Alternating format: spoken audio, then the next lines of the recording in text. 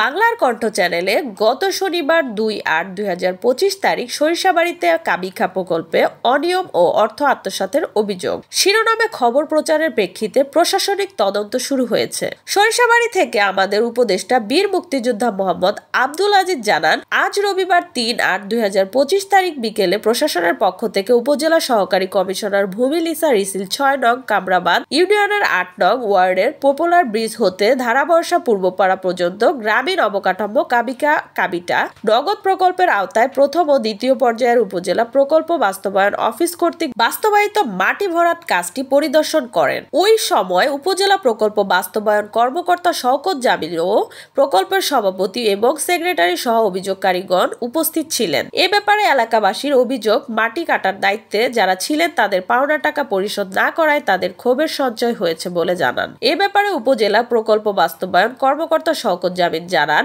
অভিযোগকারীগণ রাস্তায় যে সীমানা পর্যন্ত উল্লেখ করে অভিযোগ দিয়েছেন সেটা ঠিক নহে। প্রকল্পটি ছিল পপুলার ব্রিজ হতে ধারাবর্ষা পূর্বপাড়া পর্যন্ত মাটি ভরাট। মোট বরাদ্দ ছিল ৮,৭৬২ টাকা। তিনি আরো বলেন, কাজ সঠিকভাবে হয়েছে বলে জানান, তবে স্থানীয়দের লেনাদেনার সমস্যাগুলো মিটিয়ে ফেলার জন্য প্রকল্প সভাপতি ও সাধারণ সম্পাদককে জানিয়েছেন বলে জানা যায়।